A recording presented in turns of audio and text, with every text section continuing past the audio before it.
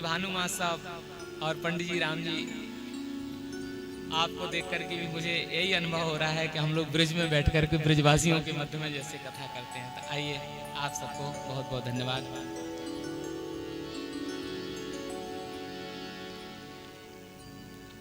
बुलबांके बिहारी लाल की जय, कृष्ण कन्हैया लाल की जय। सांवरा मेरा सांवरा, मेरा सांवरा है मेरा सांवरा, मेरा सांवरा मेरा सांवरा, मेरा सांवरा है मेरा सांवरा, सांवरा मेरा सांवरा, मेरा सांवरा है मेरा सांवरा, मेरा सांवरा मेरा सांवरा, मेरा सांवरा है मेरा सांवरा, सांवरा मेरा सांवरा, मेरा सांवरा है मेरा सांवरा। लूट कर ले गया दिल जिगर, कर ले गया दिल जिगर, सांवरा जादूगर। लूट कर ले गया दिल जिगर, सांवरा जादूगर। लूट कर ले गया दिल जिगर, सांवरा जादूगर। लूट कर ले गया दिल जिगर, सांवरा जादूगर।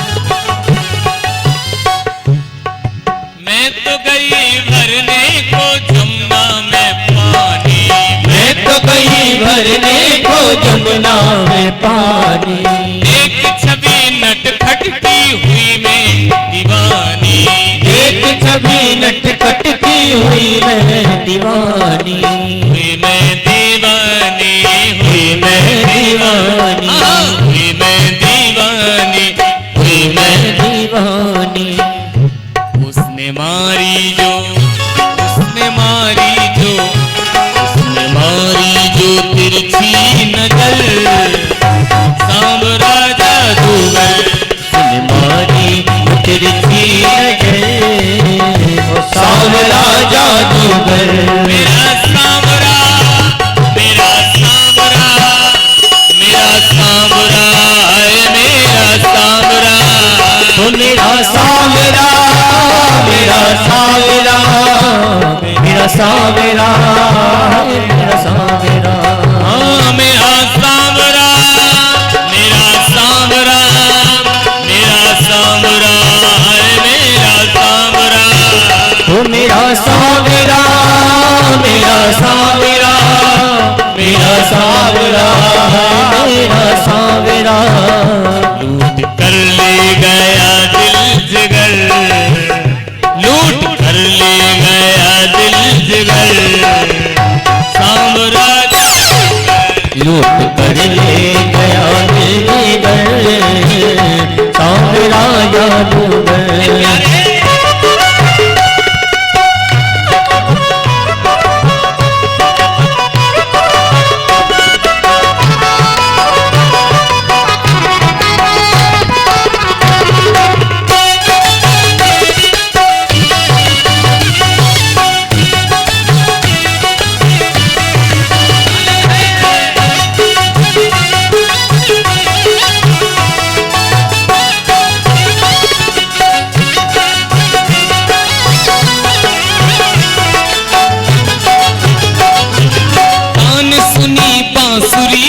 सुध बुध में कोई, तान सुनी बांसुरी की सुध बुध में कोई, भूल गई लोक लाज आपकी में हो गई, भूल गई लोक लाज आपकी में हो गई, भूल गई लोक लाज आपकी में हो गई, भूल गई लोक लाज आपकी में हो गई। जीवन भी जाए, जीवन भी जाए, जीवन भी चरणों में गुजर, सांवरा जादूगर जाए, जीवन भी चरणों में गुजर सांवरा जादूगर, जादूगर मेरा सांवरा, मेरा सांवरा है मेरा सांवरा, सांवरा मेरा सांवरा, मेरा सांवरा है मेरा सांवरा, मेरा सांवरा, मेरा सांवरा, मेरा सांवरा है मेरा सांवरा, ओ मेरा सांवरा, मेरा सांवरा, मेरा सांवरा है मेरा सांवरा, कर ले गया दिल जिगर, कर ले गया दिल जिगर, सांवरा जादूगर लूट कर ले गया दिल जिगर सांवरा जादूगर।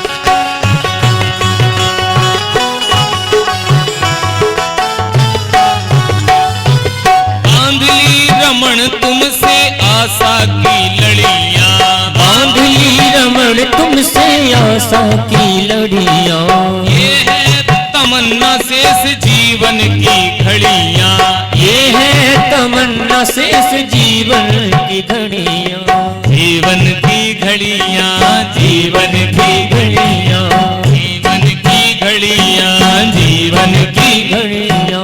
और प्यारे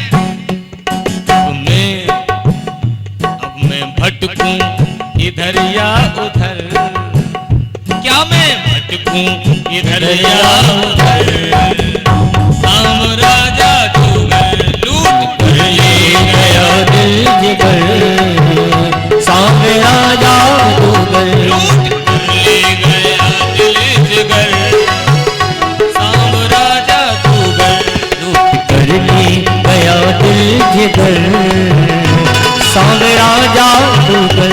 मेरा सांवरा, मेरा सांवरा, मेरा सांवरा है मेरा सांवरा, ओ मेरा सांवरा, मेरा सांवरा, मेरा सांवरा है मेरा सांवरा, मेरा सांवरा, मेरा सांवरा, मेरा सांवरा है मेरा सांवरा, मेरा सांवरा, मेरा सांवरा, मेरा सांवरा है मेरा सांवरा, कर ले गया दिल जिगर, लूट कर ले गया दिल जिगर, सांवरा जादूगर लूट कर ले गया दिल जिगर सांवरा जादूगर। मेरा सांवरा, मेरा सांवरा, मेरा सांवरा है मेरा सांवरा, मेरा सांवरा, मेरा सांवरा, मेरा सांवरा है मेरा सांवरा, कर ले गया दिल जिगर, कर ले गया दिल जिगर सांवरा जादूगर लूट कर ले गया दिल जिगर सांवरा जादूगर, सांवरा जादूगर, ओ सांवरा जादूगर, सांवरा जादूगर, ओ सांवरा जादूगर, सांवरा जादूगर, ओ सांवरा जादूगर, सांवरा, सांवरा जादूगर, सांवरा जादूगर।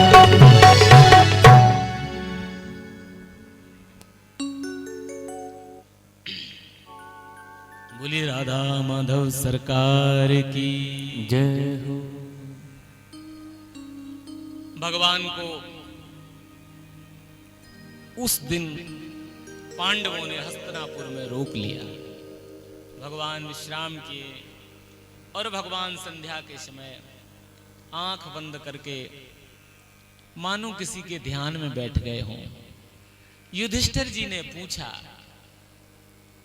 कि हे द्वारकाधीश, आप ये क्या कर रहे हो? तो भगवान कहे मैं ध्यान में बैठा हूं। तो युधिष्ठिर जी कहे सारी दुनिया आपका ध्यान करती है।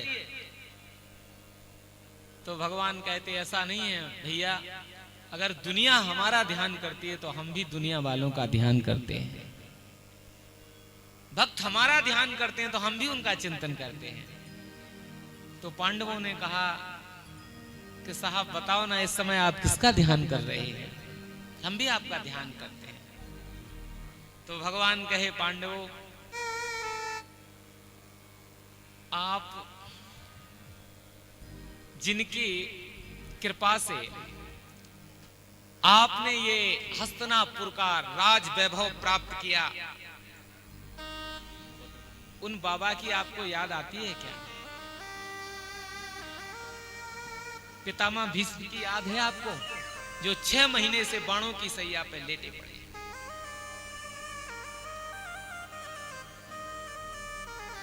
बाबा की याद दिलाई भगवान ने तो सारे समस्त पांडव इच्छा करे कि हम बाबा के दर्शन करने जाना चाहते हैं। पितामह भीष्म कुरुक्षेत्र के मैदान में बाणों की सैया पे लेटे पड़े हैं। अर्जुन ने रोम रोम में उनको बाण छेद दिया। अच्छा, उन्हें वरदान था इच्छा मृत्यु का, जब इच्छा होगी तब मरेंगे। तो भगवान आज पांडवों को लेकर के हस्तिनापुर से उसी मैदान में गए, युद्ध के समर क्षेत्र में गए, कुरुक्षेत्र के मैदान में, जहां पितामह भीष्म बाणों की सैया पे लेटे हैं। भगवान पांडवों को द्रौपदी समेत लेकर के पहुंचे, प्रणाम कराया। पांडवों ने प्रणाम किया द्रौपदी माता से। भगवान को देखकर पितामह भीष्म को मन ही मन बहुत प्रसन्नता हुई और आशीर्वाद दिलाया पांडवों को, अर्जुन को। अर्जुन ने हाथ जोड़कर चरणों में झुक करके अपने बाबा को प्रणाम किया। देखो, ये जो प्रणाम करने की परंपरा है, ये हमारे भारतवर्ष की है। बड़ों का आदर करना, कितने भी बड़े, कितने भी बड़ा सब कुछ मिल जाए, लेकिन अपने से बड़ों का आदर करना मत भूलना प्यारे। ये आदर करना, ये हमारी संस्कृति है, ये हमारी सभ्यता है।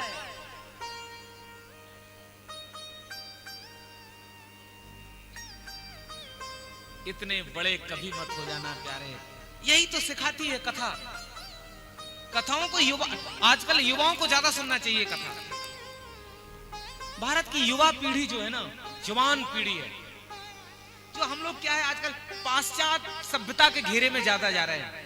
पश्चिमी देशों का जो कल्चर है, उस कल्चर में हमारी युवा पीढ़ी फंसती चली जा रही है, पश्चिम के देशों का।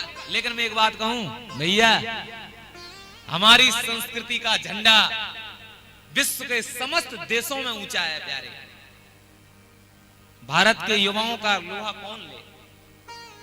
भारत में जिनको हम लोग युवा पीढ़ी का आदर्श मानते ना, पिता स्वामी विवेकानंद जी को, एक बार वो एक धर्म संसद थी, पूरे विश्व के लोग वहां पहुंचे थे, तो भारत का प्रतिनिधित्व कर रहे थे स्वामी विवेकानंद, जिनको आज की युवा, वो छोटी सी उम्र में 39 वर्ष की अवस्था में जो करना था करके चले गए, इतने वर्ष पहले चले गए। लेकिन आज भी हर एक युवा के, हर एक इंसान के, हर एक भारतवासी के दिल में स्वामी विवेकानंद जी आज भी जीवित हैं। आज भी जिनको हम आदर्श मान करके पूछ रहे हैं।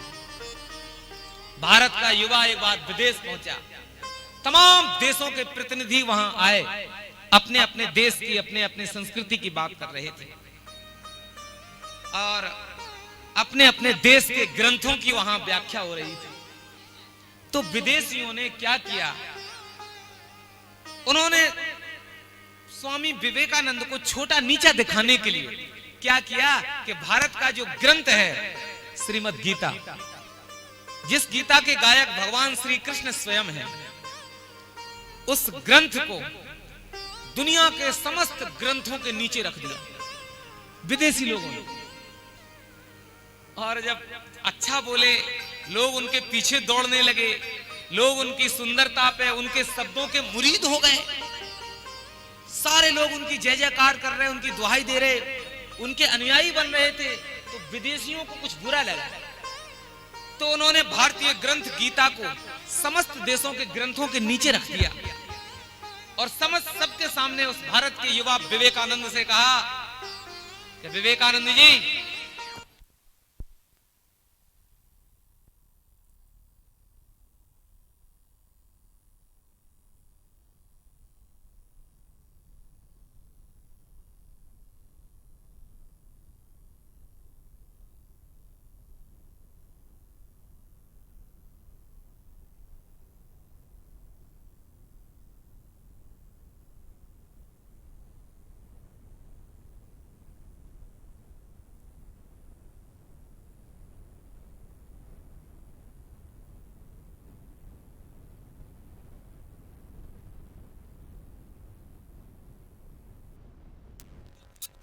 होती है और जिस दिन नीम का पत्थर खिसक जाएगा उस दिन कीमती इमारत भी अपने आप ढह जाएगी। इसलिए नीम के पत्थर में भारतीय ग्रंथ गीता लगा हुआ है, इसलिए तुम्हारे विदेश के ग्रंथ चमचमा रहे हैं। और जिस दिन ये नीम का पत्थर हट जाएगा उस दिन तुम्हारे विदेशी ग्रंथों की कोई मेहमानी हो जाएगी, ये सारा भवन ढह जाएगा। ये थे हमारे भारत के युवाओं का ये गौरव था। और हम लोग क्या है कि अपने भारतीय ग्रंथों से, अपनी संस्कृति से, अपने संस्कृत से दूर होते चले जा रहे हैं।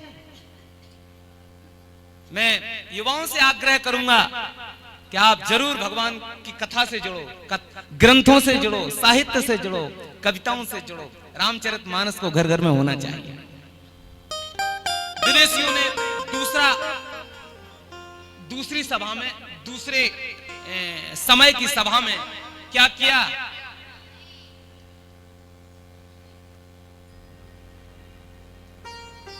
सबसे ऊपर बोले अब तो ऊपर है तुम्हारा ग्रंथ, अब ये ढह जाएगा नीचे। उन्होंने फिर आग्रह करके हाथ जोड़ करके कहा कि भैया कितना भी कुचक्कर कर लो, लेकिन तुम ये भी भूल रहे हो तुम कि विश्व में आपने ऊपर लगा करके ये निश्चित कर दिया आप समस्त विदेशियों ने कि कितने भी ग्रंथों को पढ़ लो, लेकिन झंडा भारत की गीता का ही लहराएगा, इसलिए वो ऊपर स्थापित तुमने कर दिया है। भारत की गीता का झंडा पूरे विश्व में फहरा रहा है। विदेशियों ने तमाम कुचक्र रचे, लेकिन स्वामी विवेकानंद के सामने सब ढह गए प्यारे। न जाने क्यों आज का आदमी इतना भूल जाता है, न जाने क्यों आज का आदमी ये सब भूल जाता है। अरे पश्चिम की तो बात छोड़ प्यारे, पश्चिम में तो सूरज भी डूब जाता है, वहां तो सूरज भी डूब जाता है। पश्चिमी देशों का कल्चर हमारे कल्चर के सामने लगेगा, वहां तो सूरज भी डूबता है। इसलिए पाश्चात्य संस्कृति का चोला पहनोगे तो एक ना एक दिन डूब जाओगे, एक ना एक दिन मिट जाओगे, छुप जाओगे, कोई नहीं पूछेगा। ये भारत की संस्कृति है कि अपने से बड़ों को प्रणाम करती है, अपने से बड़े का आदर करना ये राम की संस्कृति है, ये भारतवर्ष की संस्कृति है प्यारे। और जिसने अपने से बड़ों को प्रणाम करना सीख लिया, जिसने झुकना सीख लिया, बस सीख लो कि उसी ने फिर दुनिया में जीना सीख लिया। जिससे झुकना आ गया, आप कथाओं को सुन रहे हो ना, अब एक कथा आपको आ रही है सामने, केवल प्रणाम करने से ही सारी लीला बदल गई। इसलिए हम लोगों को चाहिए कि अपने से बड़ों का हमेशा हमें आदर करना चाहिए प्यारे। हम क्या सिखा रहे हैं अपने से गुरुजनों को, बड़े जनों को? और सब ठीक है? वाह अंकित भैया, बहुत बढ़िया।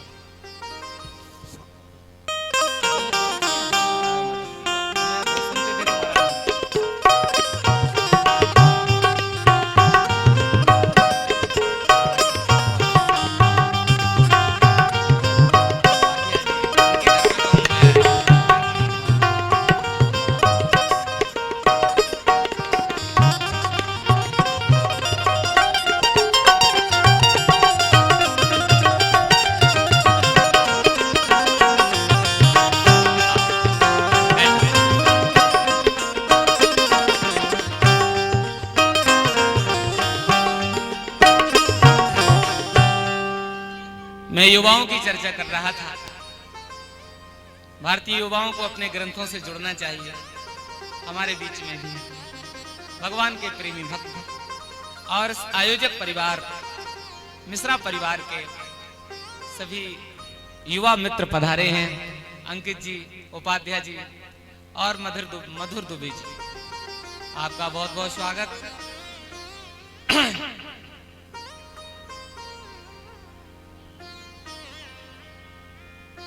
झुकते वही हैं, प्रणाम वही करते हैं, आदर वही करते हैं, दूसरों को सम्मान वही देते हैं जिनमें जान होती है। जिंदा दिल इंसान ही आदर करना सीखता है। और जो अकड़ होती है ना, झुक जाना, झुक के चलना, ये भक्ति आदर और हमारी संस्कृति है। ये झुककर चलना ये जिंदा दिल की पहचान होती है। झुक जाना ये झुक जाना ये जिंदा इंसान की पहचान होती है प्यारे। अकड़ के चलना, अकड़ के रहना, अकड़ जाना ये तो मुर्दे की खास पहचान होती है। अकड़ के रहना ये मुर्दे की पहचान होती है प्यारे। झुक जाना ये जिंदा दिल इंसान की।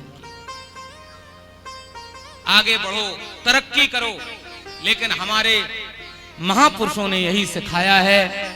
और हमारी भारत की पीढ़ी, युवा पीढ़ी को केवल दो ही काम सीख लो, बड़ों का आदर और व्यसनों से दूरी। इतना ही हम कर लें, अगर अपने जीवन में इतना ही उतार लें, अपने से बड़ों का आदर सीख लो और व्यसनों से दूरी बना लो, हमारा जीवन की नैया अच्छी निकल जाएगी। ये जो व्यसन है ना, ये व्यसन हमारी युवा पीढ़ी को बर्बादी के कगार पे लगा रही है। इसलिए खान पान हमारा सुधरना चाहिए। हम लोगों के हमारे पूर्वज जो होते थे, हमारी उम्र क्या कदकाठी होती थी उनकी। हम लोग मुरझाए फूल की तरह हैं। हमारा चेहरा चमकना चाहिए, भजन का प्रताप होना चाहिए, हम लोगों के भक्ति का जो है आनंद होना चाहिए। और व्यसन हम लोगों पे जो सवार हो रहे हैं ना, ध्यान दीजिएगा, मैं निवेदन कर रहा हूं। देखो भाई, ये बात युवाओं के लिए इसलिए है, बड़ों से इसलिए आग्रह नहीं कर सकता हूं कि उनने जीवन जी लिया है, उनने जी लिया है जीवन, अब उनको अपन बाध्य नहीं कर सकते हैं। लेकिन हमें बहुत कुछ करना है भारत में, अपने देश के रक्षा के लिए, राष्ट्र की रक्षा के लिए, समाज के उत्थान के लिए। युवा जो कर सकता है वो बूढ़े नहीं कर सकते हैं। इसलिए बड़ों के अनुभव सुनो, उनका आदर करो। और हमें समाज का उत्थान, राष्ट्र की रक्षा हम तभी कर सकते हैं जब उसके पहले हम व्यसनों से अपनी रक्षा कर लेंगे। इसलिए हम लोग सोचते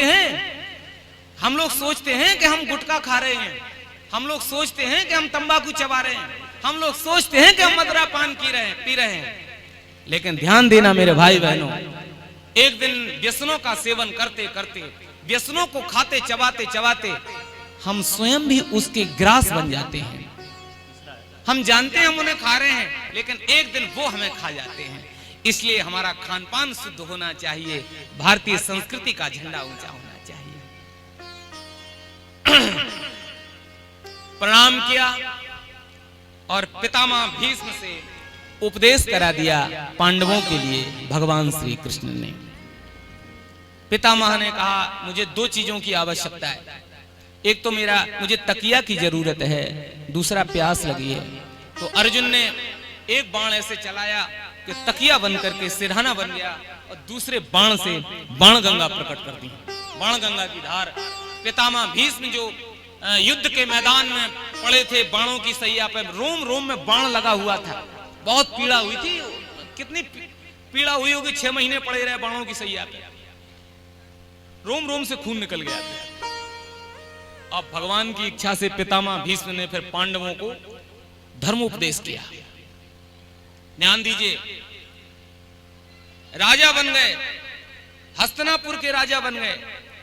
और जिन पितामह भीष्म से युद्ध हुआ, उसके बाद भी भगवान ने कहा कि बड़ों बूढ़ों का आशीर्वाद लेना मत भूलो। तो सब पांडव द्रौपदी को लेकर के आज उन्हीं बाबा का आशीर्वाद ले रहे हैं। और वही बाबा जो दुश्मन की तरह युद्ध में खड़े थे, आज वही बाबा कृपा करके जीवन के सूत्र बता रहे हैं कि बेटा तुम राजा बन गए हो, अब राजा तो बन गए हो, लेकिन राजा का नैतिक कर्तव्य क्या होता है, उन सूत्रों पे तुम्हें चलना पड़ेगा। और उन सूत्रों की व्याख्या पितामह भीष्म करने लगे।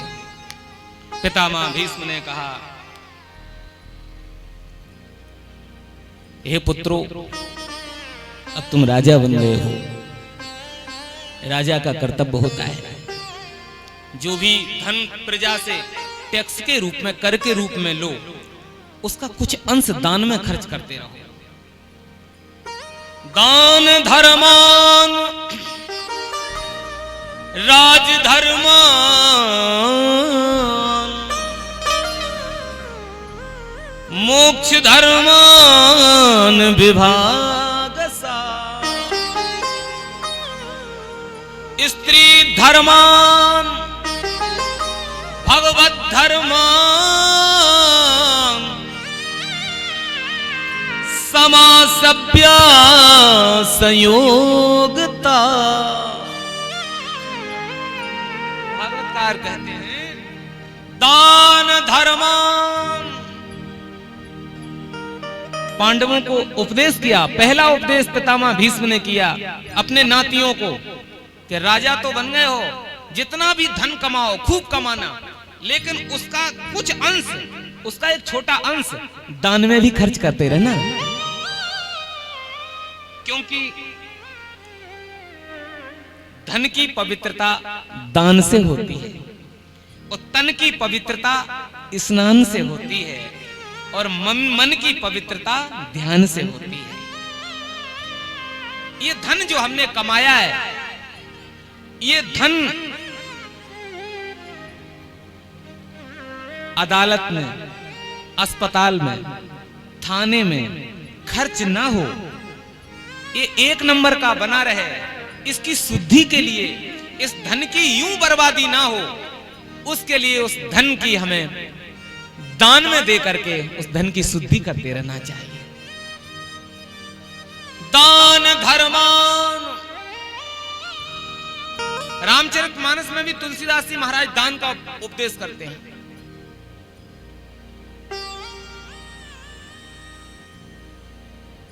दान जेन केन विद दीने, दान करें कल्याण। दान से कल्याण भी हो जाता है।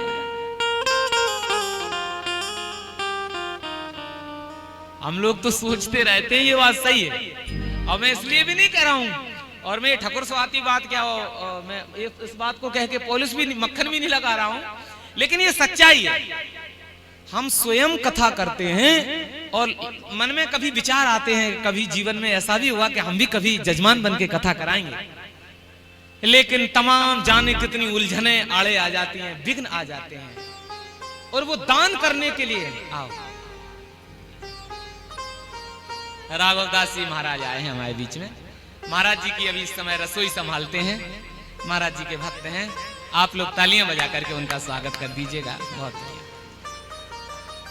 मैं निवेदन ये कर रहा था कि हम मन में कभी होता है कि कभी हम भी ऐसा करें, लेकिन ये मन है कि मानता नहीं। ये मन है कि मन को तो पहले ही इसकी गति है ये नीचे की तरफ, अच्छी बात आती है लेकिन विघ्न आ जाते हैं। आदमी सोचता है कि मैं कैसे बचत, और आदमी कार्यक्रम भी कराता है, आदमी दान भी, भागवत भी करा लेते हैं, उसमें भी दिमाग लगाते हैं कि कम कैसे कैसे खर्चे। मैं अपने सभी यहाँ तीर्थवासियों से, नंदरहुआ धाम वासियों से ये आग्रह इसलिए कर रहा हूँ कि हमारे जो आयोजक हैं इसके श्री मिश्रा जी, महेश भाई साहब, हम लोगों को संकोच हो जाता है कि अरे साहब इसकी कोई जरूरत नहीं है, नहीं ऐसा नहीं है, कोई जरूरत भी नहीं है।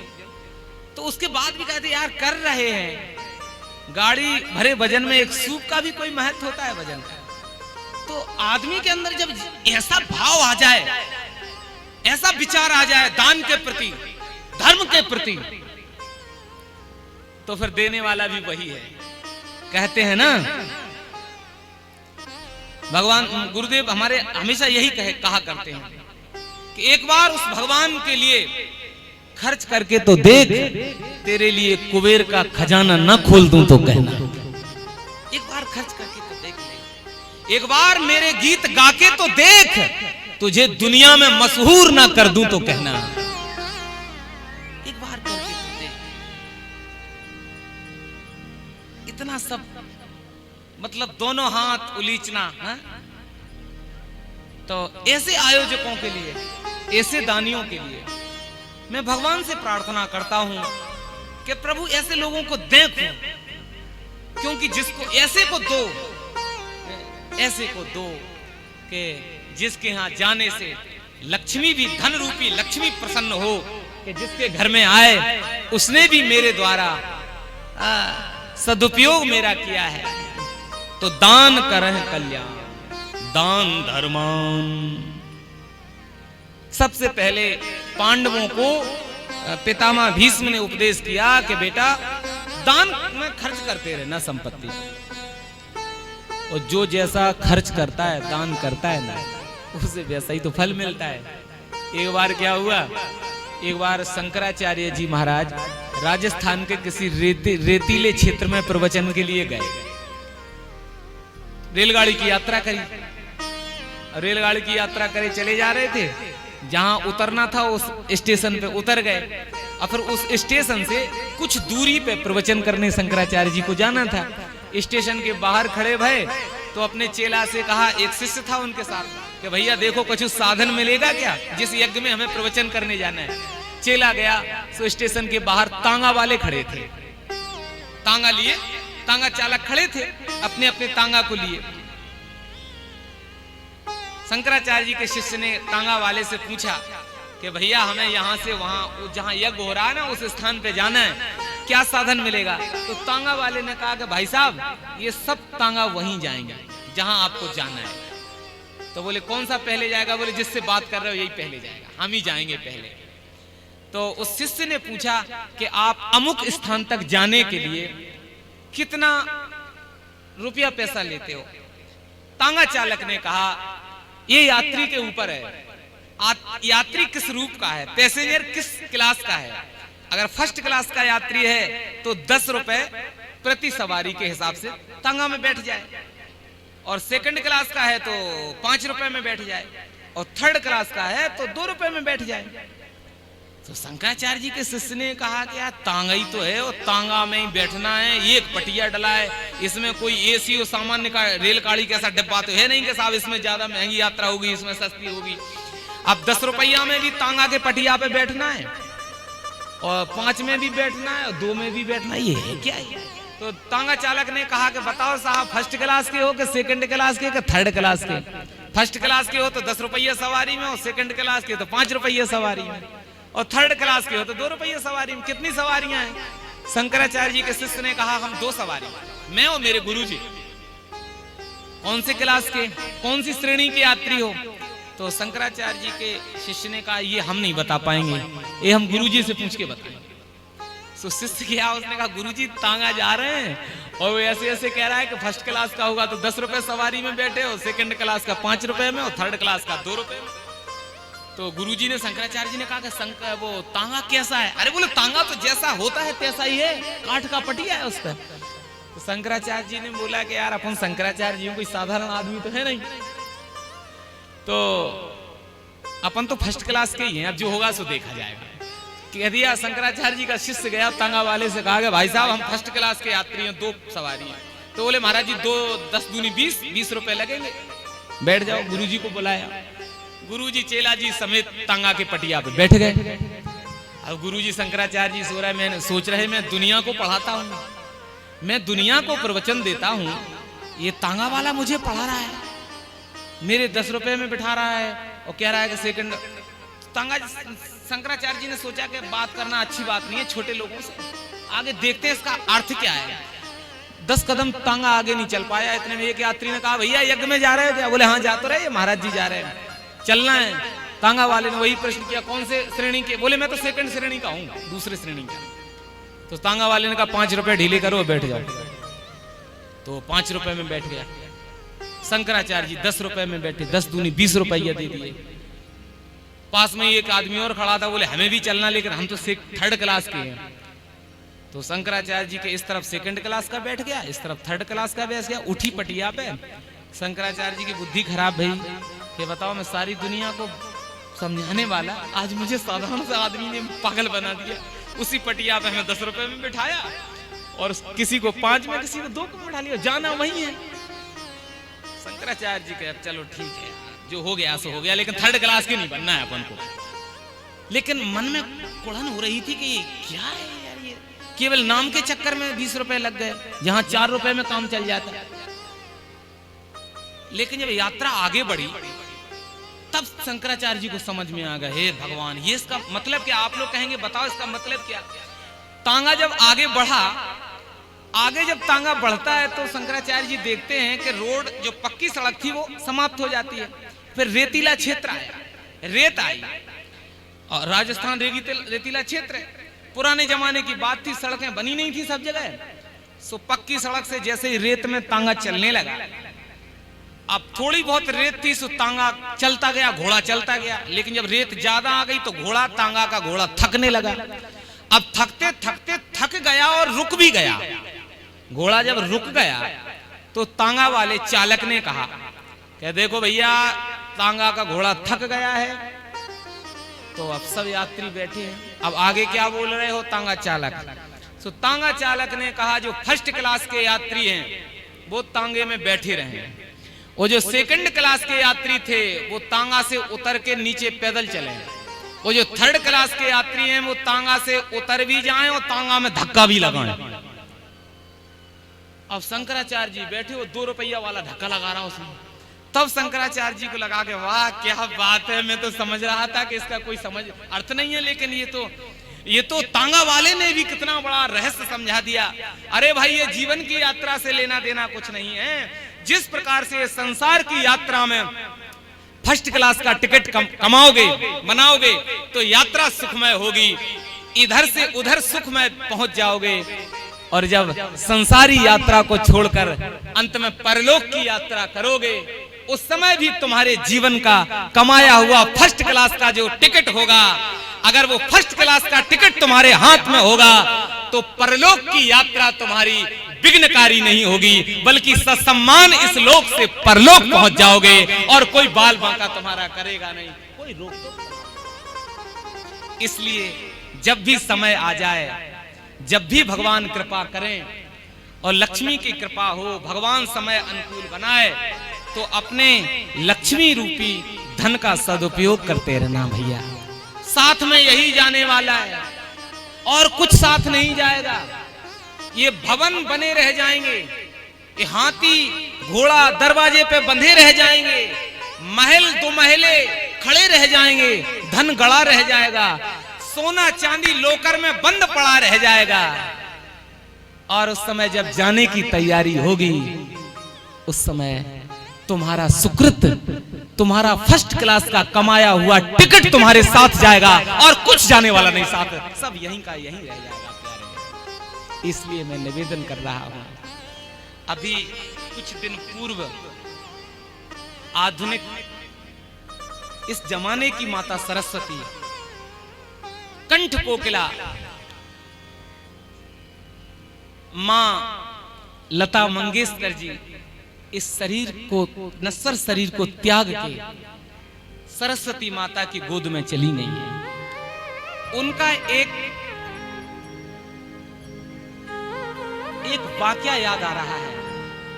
अस्पताल में उन्होंने कहा था कि मेरे पास दुनिया की सबसे लग्जरी गाड़ियां मेरे घर में भर रखी हैं, मेरे घर में इतने गहने रखे हैं, इतनी संपत्ति कमाई मैंने जीवन में गा करके, लेकिन वो कीमती से कीमती गाड़ियां घर में धरी हैं, लेकिन आज अस्पताल में 3 पहिया के वेंटिलेटर, व्हील चेयर पर चलना साथ हो रहा है। वे करोड़ों की गाड़ियां घर में बंधी रखी हैं। कीमती पोशाक, ड्रेसेज, एक दिन में 10-10 ड्रेस बदलने वाले आदमी आज अस्पताल का झांगा पहने हैं केवल उस व्हील चेयर पे। साथ कुछ नहीं जाता है व्यक्ति के, बस यही साथ जाता है जो जीवन में आकर के, जो आज दंदरुआ धाम हनुमान जी महाराज के पावन चरणों में ये मिश्रा परिवार, आदरणीय महेश भाई साहब जो सुकृत कर रहे हैं, उनका परिवार जो सुकृत कर रहा है, जो पुण्य अर्जित कर रहे हैं, जो धर्म कमा रहे हैं, जिस धर्म से, जिसके सुकृत से इतने लोग कथा का आनंद ले रहे हैं, कथा से जुड़ रहे हैं, इन सब की सेवा प्रस्तुत कर रहे हैं, यही प्यारे साथ जाने वाला है। इसके अलावा कुछ साथ जाता नहीं है। दानानि भूमौ, कितना भी धन कमा लो भूमि में गड़ा ही रह जाए। धनानि भूमौ पशुवश्च गोष्ठे, हाथी घोड़ा पशुशाला में दरवाजे पे बंधे रह जाएंगे। नारी गृह द्वार जना स्मशाने, पत्नी दरवाजे तक ही साथ देगी। पत्नी ज्यादा साथ निभाएगी तो जाएगी दहली या मकान तक। मकान की दहली तक पत्नी का संग रहेगा। मित्र ज्यादा संग निभा देंगे, मित्र ज्यादा संग निभा देंगे तो जाएंगे शमशान तक। उसके बाद ये भी संग छोड़ देंगे। पुत्र शर्म और लज्जा के कारण आगे भी बढ़ जाएगा। सांसारिक नियमों के आधार के कारण पुत्र थोड़ा आगे बढ़ेगा, लेकिन पुत्र ज्यादा संग निभा देगा तो जाएगा अग्निदान तक। उसके बाद फिर जैसे आए थे वैसे ही चले जाओगे। लेकिन हाँ, ये जरूर है कि जो हमने धर्म कमाया है, जो सुकृत किया है, जो पुण्य अर्जित किया है, वो पुण्य हमारे साथ जरूर जाएगा। और चित्रगुप्त जाकर के वहां भगवान के यहां बताएंगे इन्होंने ये किया है। इसलिए प्यारे, मैं आपसे निवेदन कर रहा हूं,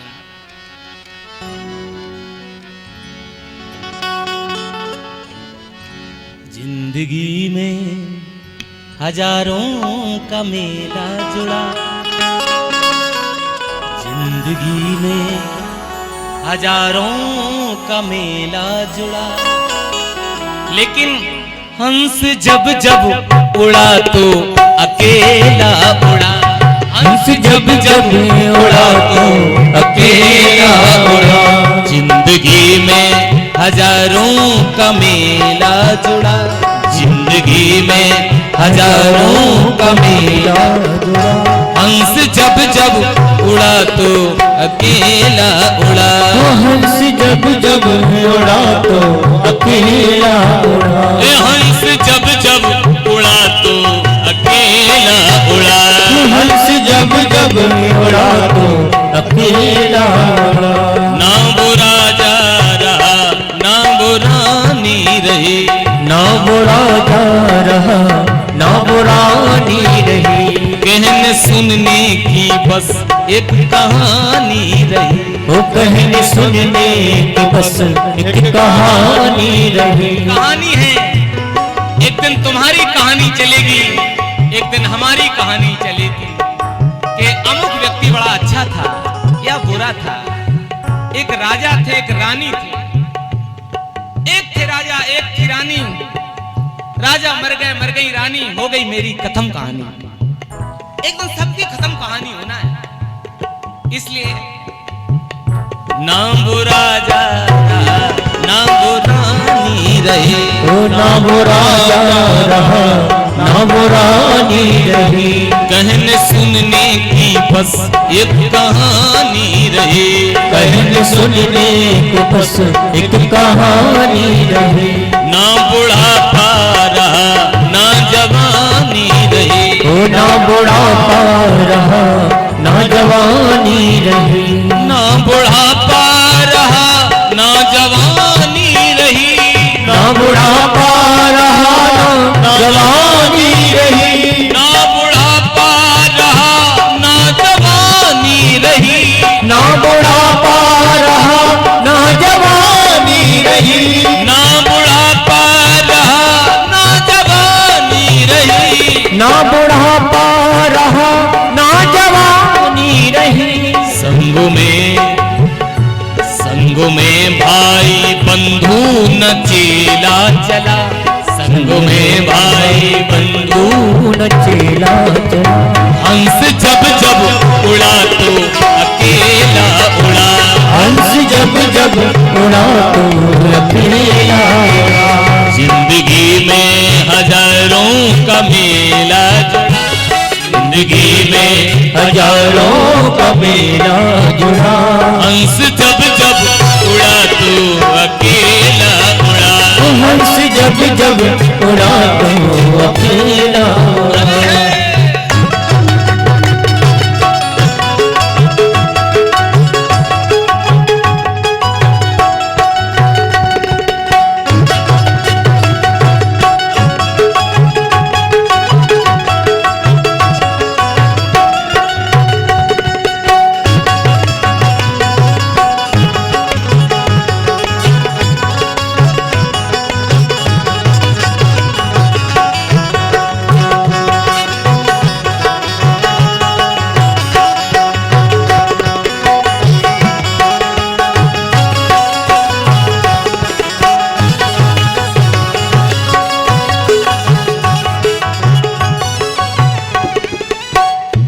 ठाट सारे पड़े के पड़े रह गए। ठाट सारे बड़े के बड़े रह गए। कोठी बंगले खड़े के खड़े रह गए। ओ कोठी बंगले खड़े के खड़े रह गए। ठाट सारे पड़े के पड़े रह गए। ठाट सारे पड़े के पड़े रह गए। कोठी बंगले खड़े के खड़े रह गए। कोठी बंगले खड़े के खड़े रह गए। वो नगीने चढ़े के चढ़े रह गए। वो नगीने जड़े के जड़े रह गए। वो नगीने चढ़े के चढ़े रह गए। वो नगीने जड़े के जड़े रह गए। वो नगीने जड़े के जड़े रह गए।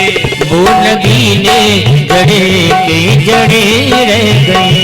और खजाने गड़े के गड़े रह गए। और खजाने गड़े के गड़े रह गए।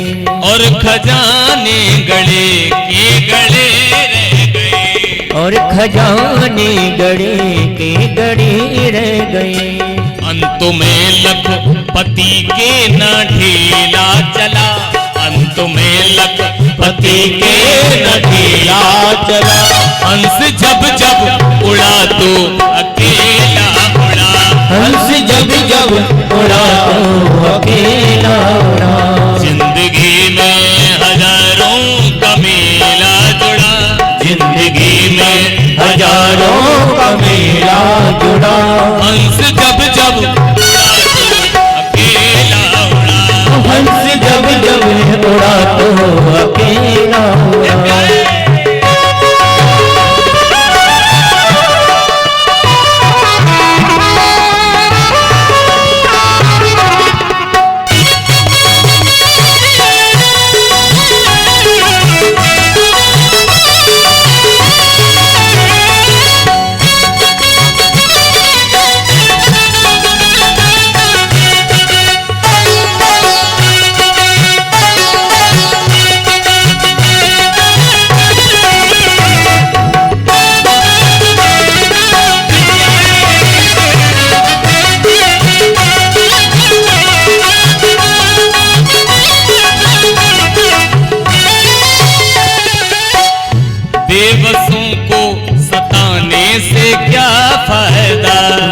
बेबसों को सताने से क्या फायदा, दिल किसी का दुखाने से क्या फायदा, ओ दिल किसी का दुखाने से क्या फायदा, बेबसों को सताने से क्या फायदा, बेबसों को सताने से क्या फायदा, दिल किसी का दुखाने से क्या फायदा, दिल किसी का दुखाने से क्या फायदा, जग में अपयश कमाने से क्या फायदा, जग में अपयश कमाने से क्या फायदा, नेकी बद कर, नेकी बद कर, नेकी कर बद कहाने से क्या फायदा, नेकी कर बद कहाने से क्या फायदा, नेकी कर बद कहाने से क्या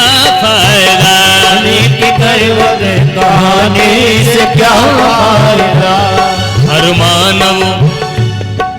मानव बराबर न छोटा बड़ा, हर मानव बराबर न छोटा बड़ा, हंस जब जब उड़ा तो अकेला उड़ा, हंस जब जब उड़ा तो अकेला उड़ा, हंस जब जब उड़ा तो अकेला उड़ा, हंस जब जब उड़ा तो अकेला उड़ा, जिंदगी में हजारों का मेला जुड़ा, जिंदगी में हजारों का मेला जुड़ा, हंस जब जब उड़ा तो अकेला उड़ा, हंस जब जब उड़ा तो अकेला उड़ा, अकेला उड़ा, अकेला उड़ा, अकेला।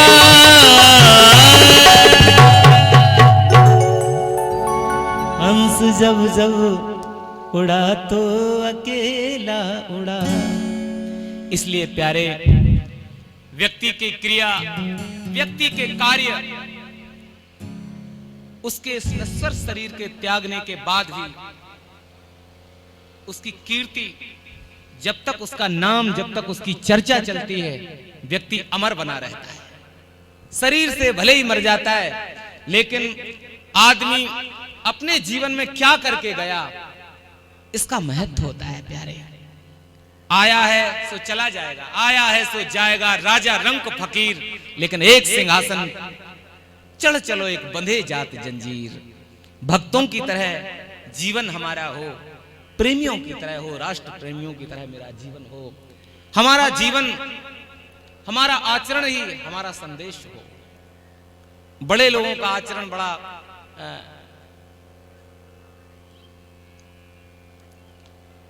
सुंदर होना चाहिए। हम लोगों को ऐसा आचरण करना चाहिए कि हमारे छोटे भी हमारे आचरण को देख करके कुछ सीखें। दान धर्मान राजधर्मान, राजा के लिए बताया कि राजा का नैतिक कर्तव्य क्या होता है। अब तुम राजा बन गए हो, राजा का कर्तव्य होता है कि पुत्र की भांति अपनी प्रजा का भरण पोषण करे, उसके सुख दुख का चिंतन करे। घर के मुखिया का भी यही कर्तव्य होता है कि पूरे परिवार के सदस्यों के लिए रोटी, कपड़ा, मकान और उसके दुख का चिंतन, सुख दुख में भागीदार होना चाहिए घर के मुखिया का। ऐसे ही राजा के लिए चाहिए कि अपने देश में अपनी प्रजा का भरण पोषण, उसके सुख दुख में सम्मिलित हो। ऐसे राजा को इस लोक में भी सुख मिलता है, अंत में परलोक भी उसका दिव्य हो जाता है। और जिस राजा के राज्य में, जिस परिवार के मुखिया के परिवार में सदस्य दुखी रहते हैं, या जिस राजा के राज्य में प्रजा दुखी रहती है, वो इस लोक में भले ही सुख ले ले, लेकिन अंत में परलोक बिगाड़ लेता है। जासु राज प्रिय प्रजा दुखारी, सोन पवास नरक अधिकारी। जासु राज प्रिय प्रजा दुखारी, सोन पवास नरक अधिकारी।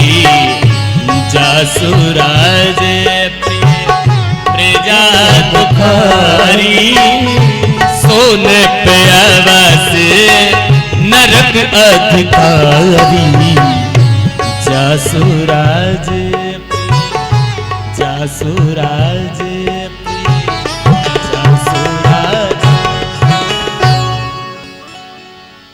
जिस राजा के राज्य में लोग दुखी रहते हैं उसका परलोक बिगड़ जाता है। इसलिए राजधर्म का उपदेश किया।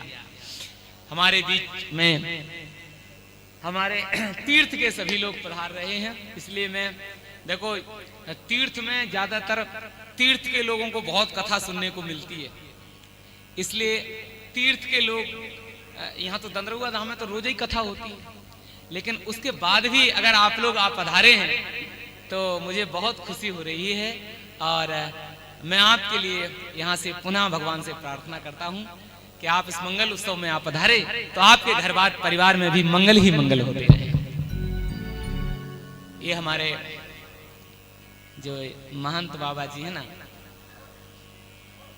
जिनकी हम लोग बरसी मनाते हैं, उनके परिवार से भी और हमारे ग्रामवासी जो भी हनुमान जी महाराज के जो विशेष सेवा में रहते हैं, आप सबके परिवार की माताएं बहनें भी आप पधारी हैं, तो मैं आपको भी बड़ा यहाँ से प्रणाम निवेदन कर रहा हूँ।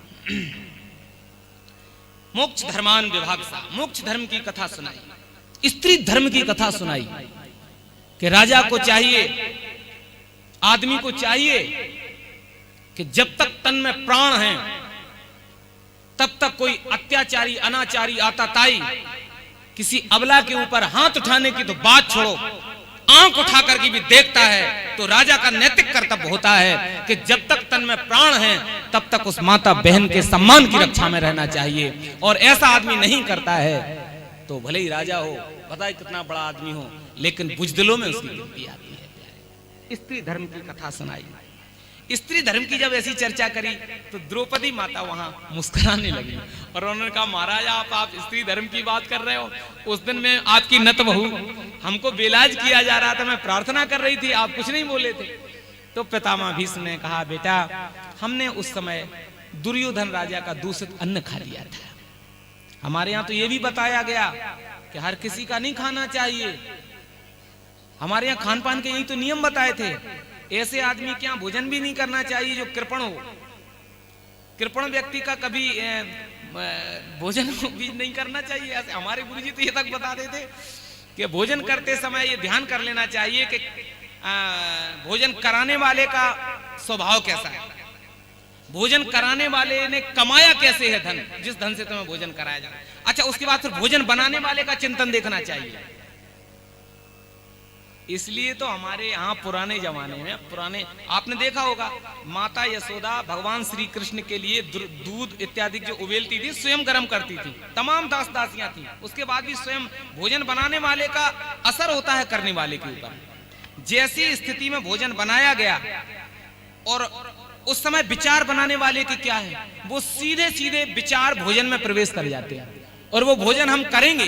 अब भोजन करने हम बैठ गए, भोजन बनाने वाला सोचा, हे भगवान अब जी कहाँ पे चले आए, ऐसे ही में जी भी और चले आए, अब बनाना है ही। वो ऐसी स्थिति में भोजन किया जाएगा तो उससे हिष्ट पुष्ट नहीं होगे, उससे बीमारी लगेगी। इसलिए पहले के जमाने के लोग ये चिंतन करते थे कि भोजन कराने वाला कैसा है, बनाने वाला कैसा था। इसलिए पितामह भीष्म कहे कि बेटा मैं उस समय मैंने दुर्योधन राजा का दूषित अन्न खा लिया था, इसलिए मेरा मन बिगड़ गया था।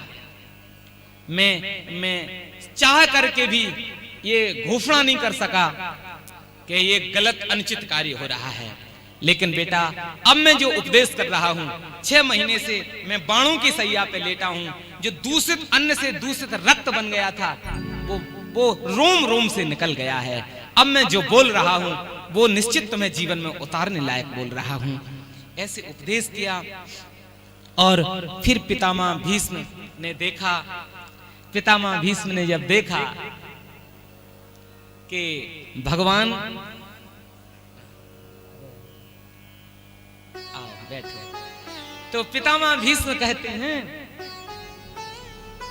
अब मैंने उपदेश अपने नातियों को कर दिया, अब मैं आपसे कुछ बात करना चाहता हूं केशव। तो भगवान कहे करो ना। तो बोले अब मैं जब तक मेरी इच्छा होगी आपसे बात करूंगा।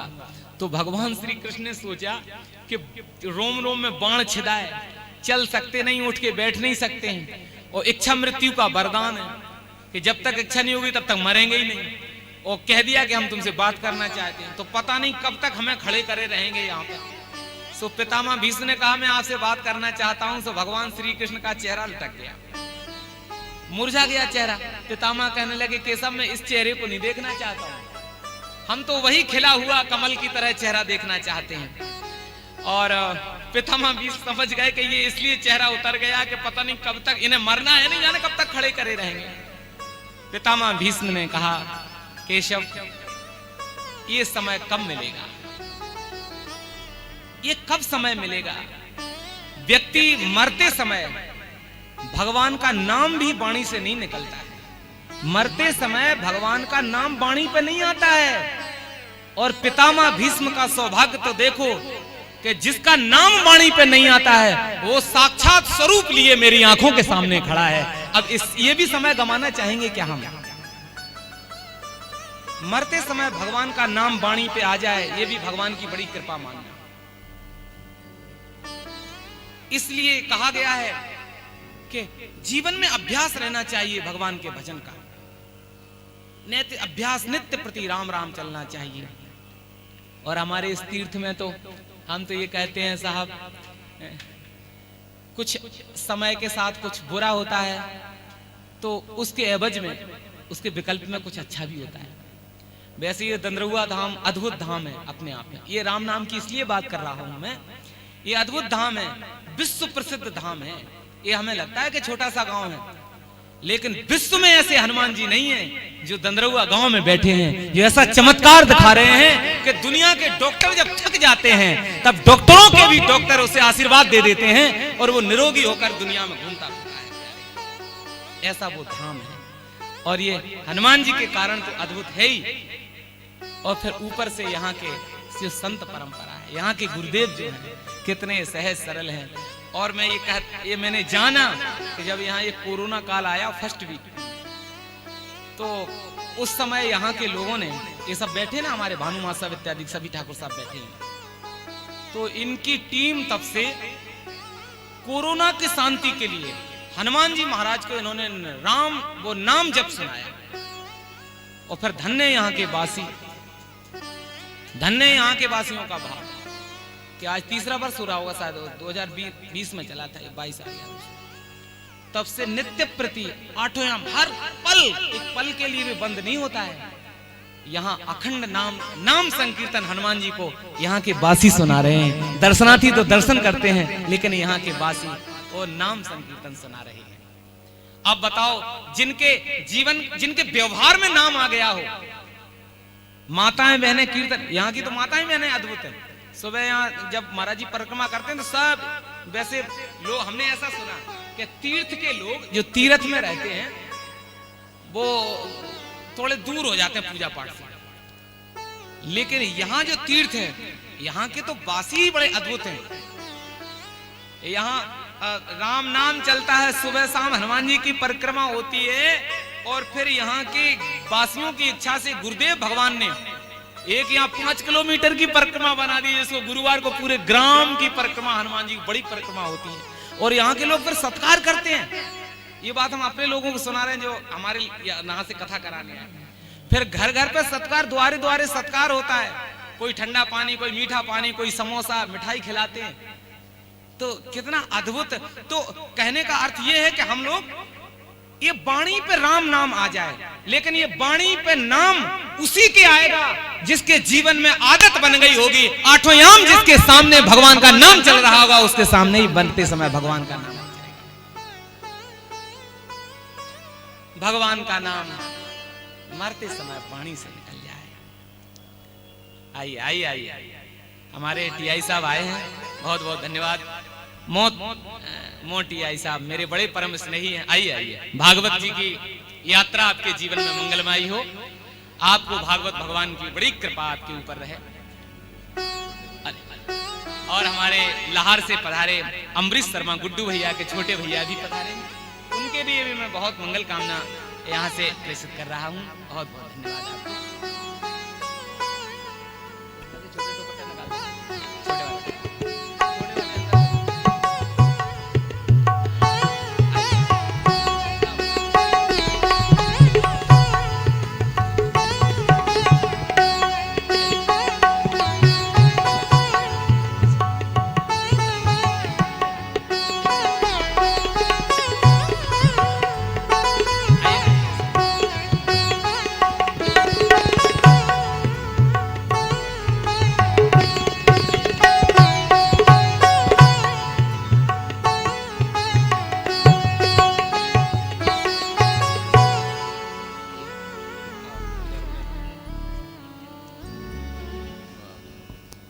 कहने का भाव ये है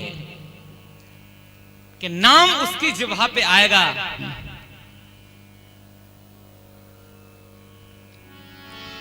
राम कहने का मजा जिसकी ज़बान पे आ गया, जिसकी आदत में भगवान का नाम हो गया हो। उनके नहीं आता है मरते समय भगवान का नाम, जो जीवन में कभी लेते नहीं है, बुढ़ापे के भरोसे बैठे रहते हैं। बुढ़ापे में भगवान का नाम माला फेर लेंगे, सो काम चल जाएगा। देखो भैया, मरते समय उसी की याद आती है जिसका जीवन में चिंतन किया होगा। लाख प्रयास करने के बाद भी भगवान का भजन आता नहीं है, नाम नहीं आता मरते समय। यहां तो माइक के माध्यम से हनुमान जी की कृपा से क्षेत्रवासियों को भी राम नाम ही सुनाई देता है। मैं एक आपको घटना सुनाऊंगा। एक गांव में एक माताजी रहती थी। उनने जीवन भर पैसे का काम किया, क्या ब्याज पे पैसा देती थी। लेकिन समय तो सबका है, आज नहीं तो कल, कल नहीं तो परसों, जाना तो है ही, एक दिन मृत्यु तो आएगी। सोन माताजी की मृत्यु सामने आ गया। आओ, उनका गला अवरुद्ध हो गया, बोलने की शक्ति ना रही। आ जाओ ऊपर, आइए। मेरे धर्माचार्य जी दुबे श्याम बिहारी शर्मा श्याम जी पधारे हैं। आप लोग तालियां बजा करके उनका स्वागत। आइए आइए, पधारिए।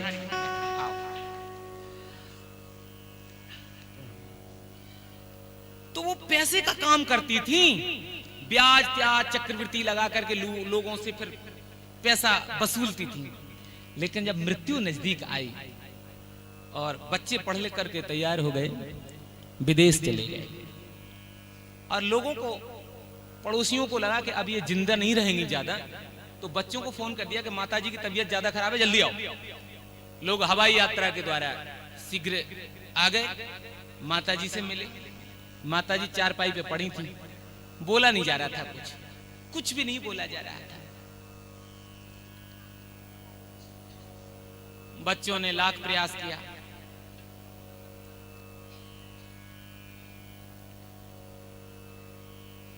बच्चों को बड़ा बुरा लगा कि अरे थोड़ा सा बोल जाती हूँ, जा तो रही, जाना तो सबको ही है, तो हमें संतोष मिल जाता है। पड़ोसियों ने कहा कि पड़ोस के गांव में एक वैद्य जी रहते हैं, उनके पास एक ऐसी दवा है कि वो मरते हुए आदमी को भी बुला देते हैं कुछ समय के लिए। तो यह वैद्य जी से मिलाओ। वैद्य जी का पता किया, वैद्य जी ने कहा हम बुलवा तो देंगे, लेकिन उसके एवज में बदले में 10,000 रुपया लगेगा। बड़े आदमियों की बात, बड़े घर के लड़के थे। उन्होंने कहा हम 10,000 देंगे। लो डॉक्टर साहब, वैद्य जी 10,000 पकड़ो, लेकिन मेरी माताजी को 2 मिनट के लिए बुला दो ना, कम से कम 2-4 मिनट के लिए। उन्होंने एक वैद्य जी ने चूरन चटनी कचूबी जो भी चमत्कार था वो घोरी, और माताजी के कंठ में जैसे ही डारी, सो उन्हें बोलने की शक्ति आ गई और बोलने लगी, बेटा वह फला गांव में जाओ, उस फलाने सिंह के पास इतने रुपया हैं, इतने ब्याज के, इतने सूद से ले लेना। इसके पास इतने हैं, पड़ोसन के पास इतने हैं, इसके पास ही। लड़के कहने लगे नहीं नहीं, कोई जरूरत नहीं इस बात की, इसकी कोई जरूरत नहीं है, मेरे पास बहुत है। आप तो थोड़े समय के लिए बोलने का मौका मिला है, आप मरने वाली हो, आप राम राम कहो, भगवान का नाम लेते लेते मर जाओगी तो हम समझते हैं कि आप तर जाओगे। लेकिन वो बूढ़ी मां सब कुछ कहे, सब बखान करे, लेकिन राम ना कहे, वो कहे ही नहीं। और वैद्य जी बोले देखो भाई, थोड़े समय के लिए बुलवाया था, वो भी समय पूरा हो रहा है। लड़कों को बहुत बहुत गुस्सासी आने लगी कि हमें जरूरत ही नहीं धन संपत्ति की, आप तो राम कहो। तो बुढ़िया कह के नहीं, वो हम नहीं कह सकते, वो हमसे कहने में नहीं आ रहा है। तो कुछ पड़ोसी बैठे थे वहां, पड़ोसी बोले भैया तुम्हारे कहने से ये राम नहीं कहेंगे, कोई दूसरा खेल करना पड़ेगा, कुछ इनको उस खेल में फंसाना पड़ेगा तो कह देंगे ये। और ये नियम है कि मरते समय व्यक्ति ने अगर भगवान का नाम ले लिया, अंते मतिसा गति, अंते या मतिसा गति, अंत में भगवान का नाम कीर्तन करते करते, भगवान का चिंतन ध्यान धरते धरते मरोगे तो तर जाओगे। बच्चों का ये प्रयास था, लेकिन ये राम कहेंगे नहीं। तो पड़ोसियों ने कहा हम कहलवा देंगे। कैसे कहलवाओगे? तो पड़ोसियों ने ग्रामीण अंचल की, ग्रामीण प्रवेश की बात थी। तो एक पुराने जमाने में जब ये ट्रैक्टरों की ज्यादा व्यवस्था नहीं थी, बैल होते थे, अभी की ज्यादा पुरानी नहीं, कहीं कहीं तो अभी भी बैल जोतते हैं जमीन को। तो एक कृषि यंत्र होता था हल, और बैल उसमें जुत जाते हैं, फिर हल से जमीन को जोतते हैं। तो विशुद्ध नाम उसका हल है। लेकिन अपने अपने क्षेत्र की अपनी अपनी बोली भाषा होती है। किसी गांव में उस विशुद्ध हल को हर कह देते थे। भैया हम लोग भी कहते भैया दद्दा हर हाँकने गए, हर हल को हर कह देते। उस पड़ोसी ने विचार किया कि इस हल को हम इनके सामने धरे देते हैं। वैसे तो ये राम कह नहीं रहे, इस हल को सामने धरे देते हैं और इस हल को यहाँ हर कहा जाता है। तो अच्छा हम पूछेंगे कि ये तुम्हारे सामने क्या रखा है, तो बूढ़ी माता जी कहेंगी ये हमारे सामने हर रखा है। अच्छा हर नाम है भगवान शंकर का, तो ये भले ही राम का नाम नहीं ले, लेकिन हर ही कह देंगी, भूल के ही हर कह देंगी। तो शिवस्य हृदयम विष्णु, शिव के हृदय में विष्णु वास करते हैं। शिव की आराधना ही विष्णु की आराधना है, राम की आराधना है, और राम की आराधना ही शिव की आराधना है। तो इस सिद्धांत से उस चतुर पड़ोसी ने हर को सामने रख दिया और मरने को जा रही थी। दुनिया के प्रपंच बक रही थी, राम कह नहीं रही थी। पड़ोसी ने जैसे ही सामने हर धर दिया और कहा कि बंद करो ये प्रवचन, ये बताओ माताजी ये तुम्हारे सामने क्या रखा है। तो जीवन भर जिसको हर कहती रही, जीवन भर, और मरते समय हर भी नहीं कहा उसने। तो चतुर व्यक्ति ने सोचा कि ये हर कहेगी तो भगवान शिव का नाम लिप जाएगा, वाणी से एक बार तो निकल जाएगा, भूल से ही सही, लेकिन कल्याण तो हो जाएगा। लेकिन मरते समय ऐसा हाल होने वाला है, इसलिए आदत बनी रहना चाहिए भगवान के भजन की। उस बुढ़िया से पूछा ये क्या रखा है सामने। वो बुढ़िया, पड़ोसी तो ये सोच रहा था ये हर कहेंगे कि हर रखा है, लेकिन बुढ़िया कहने लगी मैं तो मरी जा रही हूं, जो धरती खोदा मेरे सामने काहे को धरता है भैया। अब बताओ साहब, जिसको जीवन भर हर कहती रही, मरते समय कहीं भगवान का नाम न लिप जाए, उसको धरती खोदा कह रही है। एक पड़ोसी बोला भैया 2 मिनट शेष बचे, क्या कर रहे हो, कहलवाओ। एक बोला तुम लोग मूर्ख हो, तुम बहुत कहलवा सकते हो, हम इंजीनियर पास किए हैं, हम इसीलिए हमने दूसरे के माइंड को, विचारों को समझने की पढ़ाई की है। हम जो भी कहलवा सकते हैं। भैया आपकी भी कुछ दक्षिणा होगी, आप कहलवा दीजिए ना। पुत्रों ने सोचा, तो वो पढ़ा लिखा व्यक्ति था, उसने एक तर्क दिया, उसने अपने जाल में फंसाया उस बूढ़ी माँ को राम कहलवाने के लिए। उसने कहा एक बात बताओ माता जी, आप सब कह रही हो, सब कह सकती हो, फिर क्या नहीं कह सकती? आप सब तो कह रही हो, सब कुछ कह सकती हो, फिर क्या नहीं कह सकती हो? उसने ये दिमाग लगाया कि हम कहेंगे कि क्या नहीं कह सकती हो, तो ये कह देंगे हम राम नहीं कह सकते, और तो सब कह सकते हैं, तो भूल से भी सही राम निकल जाएगा। लेकिन उसने कहा कि माताजी आप सब कह सकती हो, फिर क्या नहीं कह सकती हो? तो बूढ़ी माताजी कहने लगी बेटा तुम जो कहलवाना चाहते हो वो नहीं कह सकते, और तो सब कह सकते हैं। अब ये हाल है, ये हाल होने वाला है। इसलिए प्यारे, भगवान का भजन की आदत बचपन से होनी चाहिए। और जो बुढ़ापे के भरोसे बैठे रहेंगे कि हम बुढ़ापे में भगवान का भजन करेंगे, तो भैया देखो बुढ़ापे में हमारा शरीर हमारा साथ नहीं देगा, इंद्रियां हमारा साथ नहीं देंगी, और बुढ़ापे में ये हाल होने वाला है। लाठी से पड़ेगा पाला, लाठी का सहारा रह जाएगा, कमर झुक जाएगी। हम लोग कहते हैं ना बुढ़ापे में भजन कर लेंगे। लाठी से पड़ेगा पाला और आंखों में तनेगा जाला, और नाक से बहेगा नाला जरा सी जिंदगानी में। जरा माने बुढ़ापा, नाक में बहेगा नाला ये बुढ़ापे की जिंदगानी में। नाक में बहेगा नाला जरा जिंदगानी में।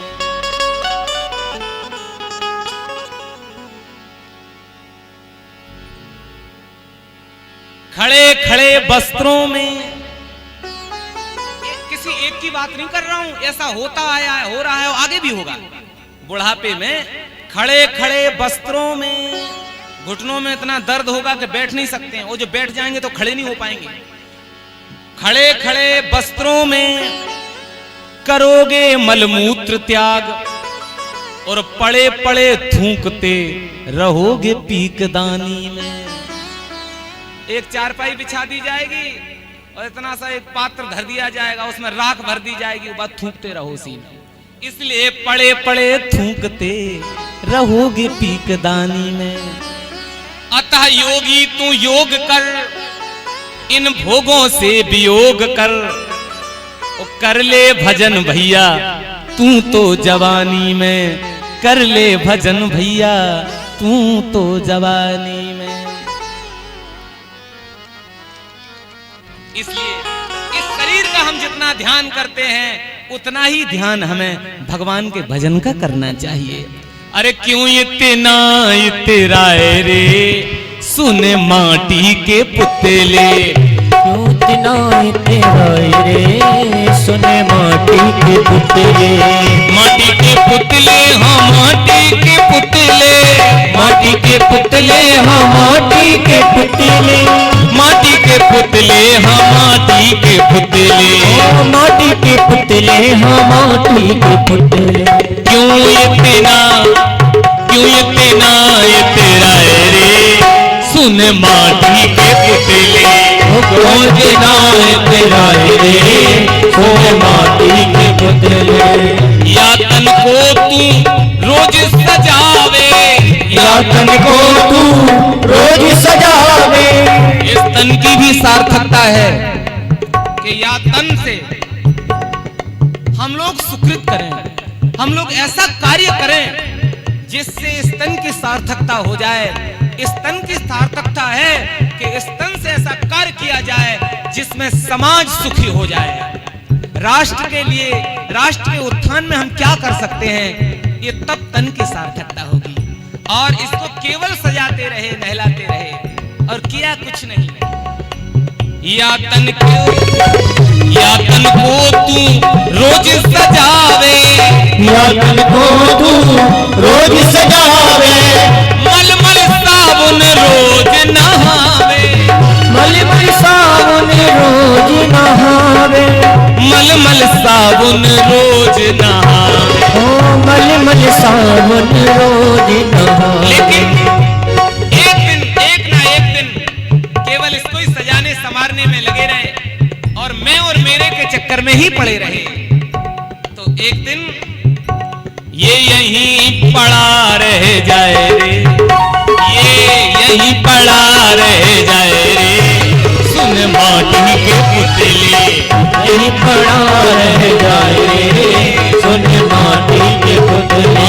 क्यों इतना इतराए रे सुन माटी के, ओ क्यों इतना इतराए रे सुन माटी के पुतले। क्यों करता है मेरा मेरी, क्यों करता है मेरा मेरी।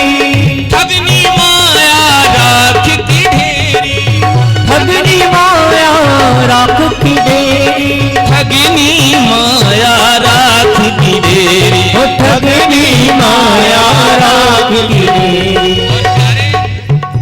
अरे मिले न कोई ठग लो, खूब ठगो दूसरों को, खूब 2-4 नंबर का कमा लो, खूब दिल दिखा लो दूसरों का, कितना करना है गलत कर लो, लेकिन प्यारे जाने के बाद कोई भला नहीं कहेगा। इसलिए मिले न कोई भलाई रे सुन माटी के पुतले। ओ मिले न कोई भलाई रे सुन माटी के पुतले। माटी के पुतले हाँ माटी के पुतले, माटी के पुतले हाँ माटी के पुतले। माटी के पुतले हाँ माटी के पुतले। ओ माटी के पुतले हाँ माटी के पुतले। क्यों इतना इतराए रे सुन माटी के पुतले। क्यों इतना इतराए रे सुन माटी के पुतले।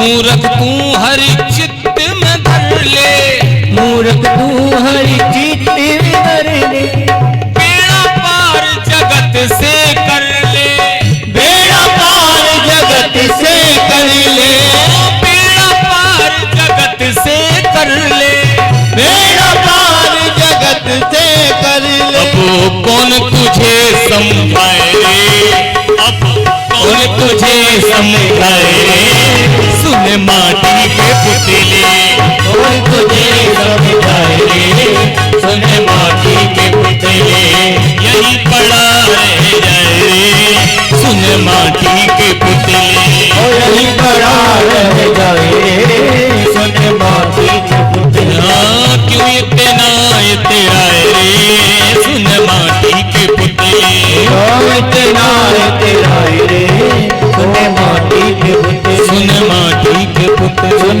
माटी के पुतले, सुन माटी के पुतले, सुन माटी के पुतले, सुन माटी के पुतले। पितामह भीष्म ने अपनी पूर्व चर्चा सुनाई कि धन्य है प्रभु केशव आपके लिए, आपने इस पितामह की प्रतिज्ञा रखने के लिए आपने अपनी प्रतिज्ञा भंग कर ली थी महाभारत के युद्ध में।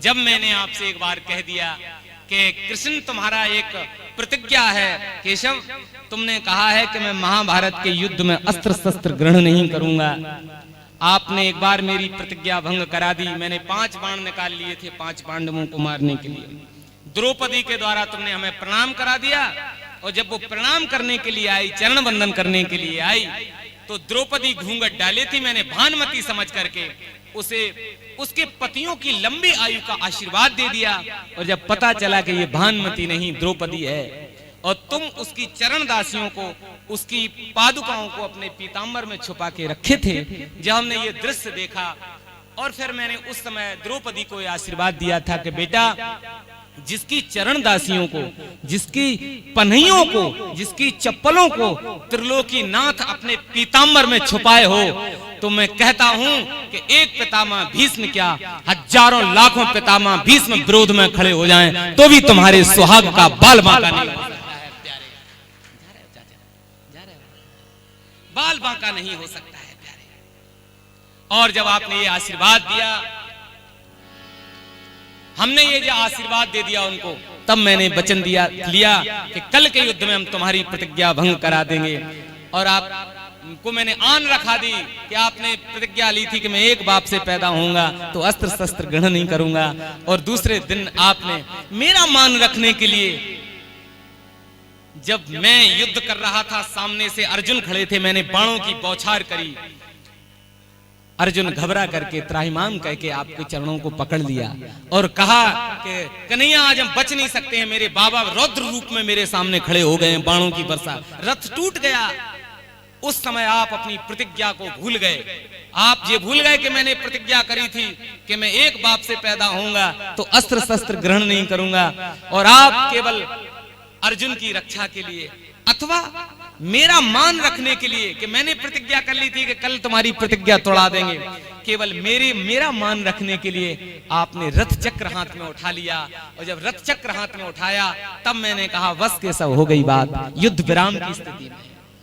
तुमने तो प्रतिज्ञा की थी कि मैं एक बाप से पैदा होऊंगा तो अस्त्र शस्त्र ग्रहण नहीं करूंगा, ये तो हथियार उठा लिया, अब क्या कहें तुम्हें। लेकिन उस समय तुमने जो जवाब दिया बड़ा अद्भुत दिया। भगवान ने क्या कहा था पितामह भीष्म से कि जब हथियार उठा लिया, रथ चक्र ले लिया, तो भगवान जो कह रहे हैं, पितामह कहने लगे अब क्या कहूं, तुमने तो कहा था एक बाप से पैदा होंगे तो अस्त्र शस्त्र ग्रहण नहीं करेंगे, उठा लिया, अब क्या कहें। तब भगवान ने जो बात कही बड़ी अद्भुत कही है। भगवान अपने भक्तों का मान रखने के लिए, पितामह कह रहे मेरा मान रखने के लिए आपने जो बात कही कि देखो पितामह मेरे कोई एक बाप नहीं है, जाके एक बाप होए वो अपनी लाज बचाए, मुझे पैदा करने वाले कोई एक बाप मताई नहीं है। और भगवान कह रहे हैं, बोले घनश्याम सुनो भीष्म भगत राज, बोले घनश्याम सुनो भीष्म भगत राज, मोहे जन्म देने वाले जग में अपार। कहां तो ये प्रतिज्ञा करी थी कि मैं ये संकल्प ले रहा हूं, प्रतिज्ञा कर रहा हूं कि अगर एक मैयो बाप से पैदा हैं तो हम अस्त्र शस्त्र ग्रहण नहीं करेंगे। और जब उठा लिया हथियार तो कहने लगे, मुझे जन्म देने वाले जग में अपार है। पितामह बोले ये क्या कह रहे हो? बोले एक ही थोड़ी है, फिर कौन कौन है? तो आगे बता रहे हैं कि सिंधु खम्ब पृथ्वी पाषाण हूं से प्रकट होत। जब मैं सिंधु यानी समंदर से प्रकट हो जाता हूं, कभी खम्ब को फाड़कर प्रहलाद की रक्षा के लिए, हिरण्यकश्यपु को मारने के लिए मैं खम्ब से प्रकट हो जाता हूं तो खम्ब ही मेरा मैयो बाप हो जाता है। सिंधु खम्ब पृथ्वी पाषाण हूं से प्रकट होत। भक्त हमें पत्थर की मूर्ति में भगवान प्रकट कर देते हैं। हमको पत्थर की मूर्ति से जब भक्त प्रकट कर देते हैं तो पाषाण ही मेरा माता और पिता हो जाता है। सिंधु खम्ब पृथ्वी पाषाण हूं से प्रकट हो। कहां लूं बखानूं जे अमित अवतार है। कहां तक वर्णन करूं? मेरे अनेक अवतारों की चर्चा है। अनेकों अवतारों में अनेक अनेक मेरे मैयो बाप हैं। तो को कहे बिंदु वसुदेव देवकी को लाल। बिंदु कवि हुए बहुत अच्छे, उन्होंने अपने साहित्य में वर्णन किया है कि सही बात है, कोई एक मैयो बाप थोड़ी है इनके। कोई कहता है वसुदेव देवकी के लाल हैं, और को कहे नंद और जसोदा के कुमार हैं। कोई देवकी वसुदेव का पुत्र कहता है तो कोई नंद और यशोदा के कुमार कहता है। भगवान अंत में कहने लगे, अंत में जो भगवान ने बात कही बड़ी अद्भुत कह दी है। अरे इस प्रसंग पे तो गोलियां चल जाएंगी, बंदूकें तन जाएंगी। और भगवान स्वयं कह रहे हैं, जाके एक बाप सो बचावे अपनी लाज वो। और मेरे कौन लाज, मेरे बाप तो हजार हैं। मैं तो भैया हजारन बाप का पुत्र हूँ साहब। ऐसी बात कही। पितामह भीष्म कहने लगे, जय हो सरकार आपकी। धन्य ऐसा कौन होगा प्रबल प्रेम के पाले पढ़कर प्रभु को नियम बदलते देखा। खुद का मान टले टल जाए,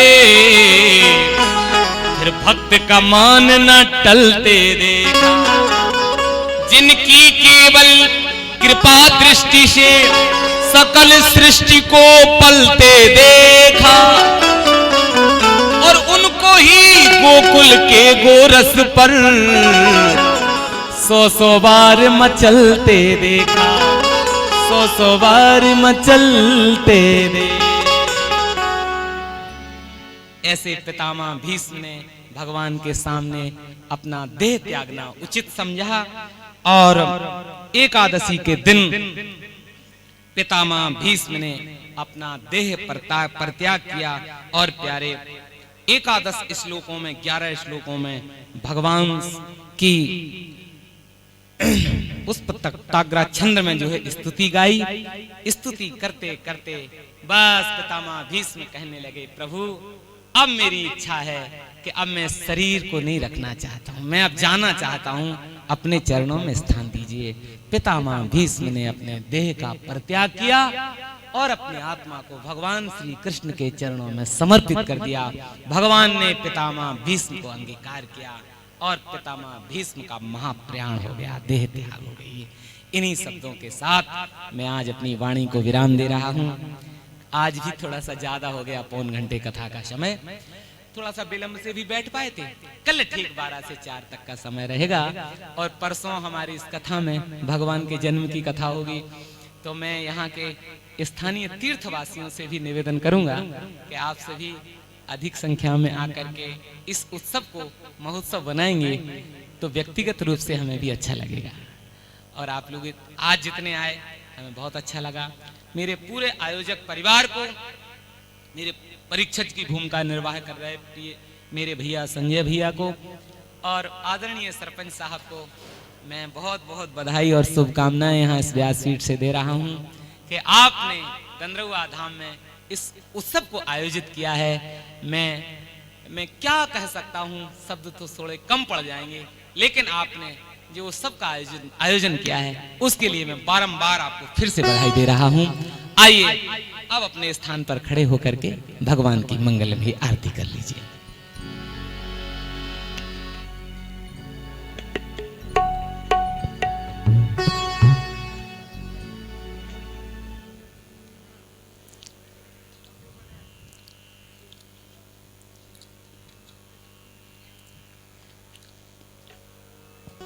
ओम चंद्रमा मनसो जातक्षो सूर्यो जायत श्रोत्राद्वायुस्य प्राणस्य मुखादग्निरजायत।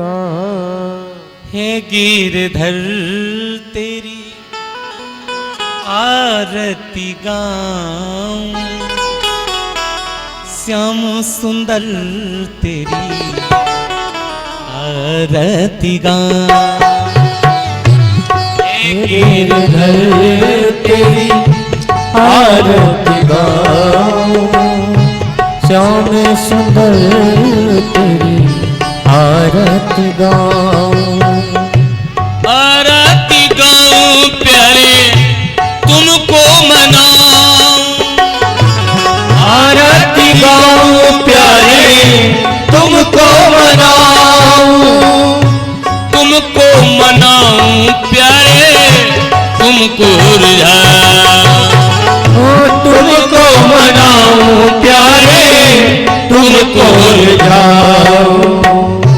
हे गिरधर तेरी आरती गाऊं, श्याम सुंदर तेरी आरती गाऊं। हे गिरधर तेरी आरती गाऊं, श्याम सुंदर तेरी आरती गाऊं।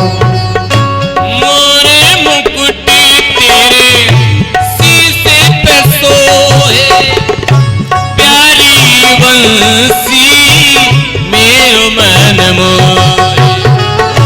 मोरे मुकुट तेरे शीश पे सोए, प्यारी बंसी मुन मन मोहे।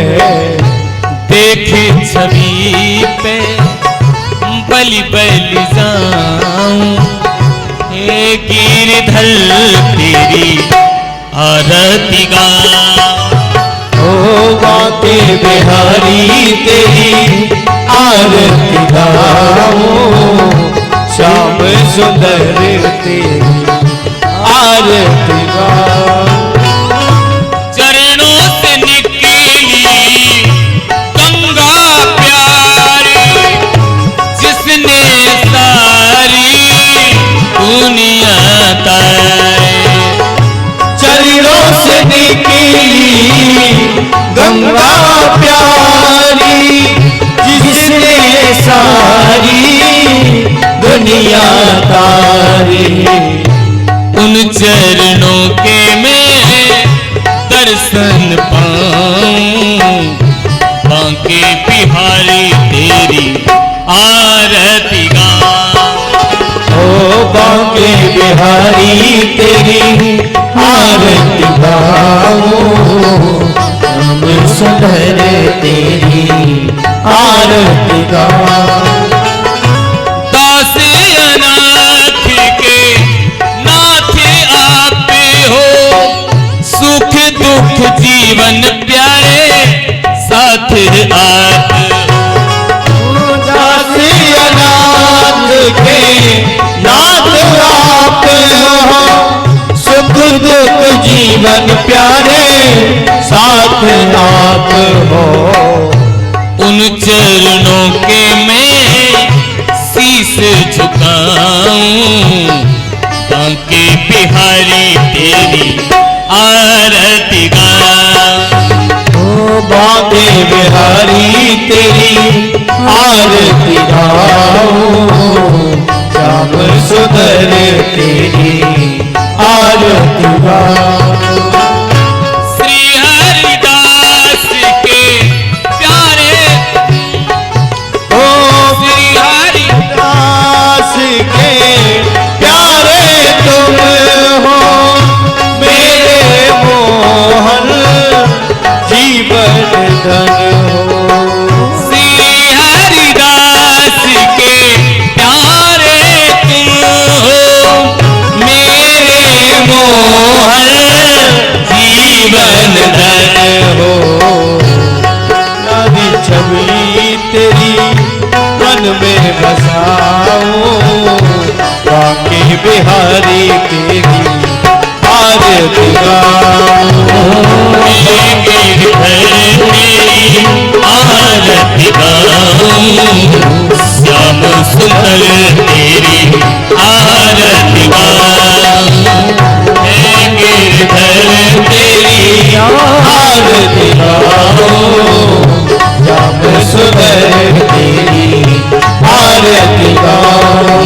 कर्पूर गौरम करुणावतारम संसार सारम भुजगेन्द्रहारम सदा वसंतम हृदयारविंदे भवं भवानी सहितं नमामि, भवं भवानी सहितं नमामि, भवं भवानी सहितं नमामि।